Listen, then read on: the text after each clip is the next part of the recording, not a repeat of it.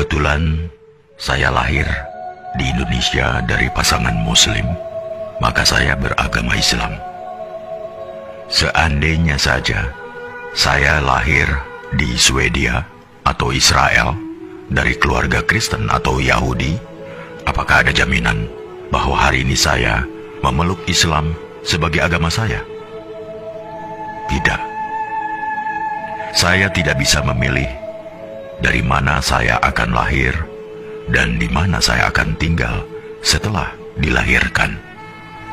Untungnya, saya belum pernah bersitegang dengan orang-orang berbeda-beda karena saya tahu bahwa mereka juga tidak bisa memilih apa yang akan mereka terima dari orang tua dan negara. Setelah beberapa menit kita lahir, lingkungan menentukan agama, ras, suku, dan kebangsaan kita. Setelah itu, membela sampai mati segala hal yang bahkan tidak pernah kita putuskan sendiri. Sejak masih bayi, saya didoktrin bahwa Islam adalah satu-satunya agama yang benar. Saya mengasihani mereka yang bukan Muslim, karena mereka kafir dan matinya masuk neraka. Ternyata, teman saya yang Kristen juga punya anggapan yang sama terhadap agamanya. Mereka mengasihani orang yang tidak mengimani Yesus sebagai Tuhan, karena orang-orang ini akan masuk neraka. Begitulah ajaran agama mereka berkata. Maka, bayangkan, jika kita tidak henti menarik satu sama lainnya agar berpindah agama. Bayangkan jika masing-masing umat agama tidak henti saling beradu superioritas seperti itu. Padahal tak akan ada titik temu. Jalaluddin Rumi mengatakan, kebenaran adalah selembar cermin di tangan Tuhan. Jatuh dan pecah berkeping-keping. Setiap orang memungut kepingan itu, memperhatikannya, lalu berpikir telah memiliki kebenaran secara utuh. Salah satu karakteristik umat beragama memang saling mengklaim kebenaran agamanya. Mereka juga tidak butuh pembuktian, namanya saja iman. Manusia memang berhak menyampaikan ayat-ayat Tuhan, tapi jangan sesekali coba menjadi Tuhan.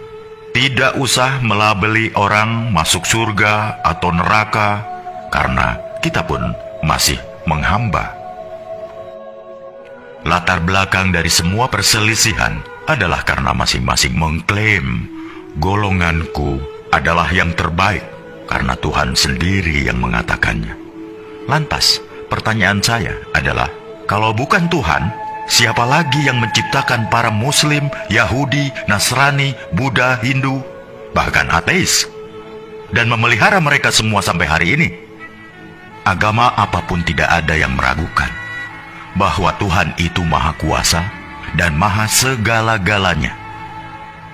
Jika Dia mau, Dia bisa saja menjadikan kita semua sama, serupa, seagama, sebangsa, budaya yang sama. Tapi tidak kan?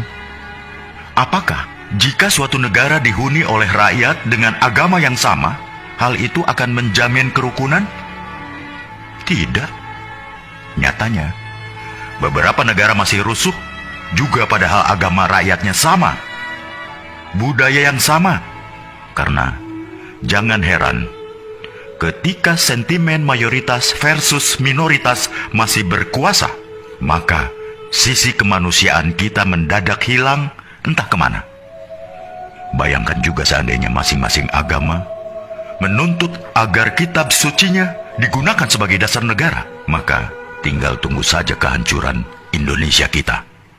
Karena itulah yang digunakan negara dan mengambil kebijakan dalam bidang politik, hukum, atau kemanusiaan bukanlah Al-Quran, Injil, Tripitaka, Weda, atau kitab suci sebuah agama, melainkan Pancasila, Undang-Undang Dasar 45, dan semboyan Bhinneka Tunggal Ika. Dalam perspektif Pancasila,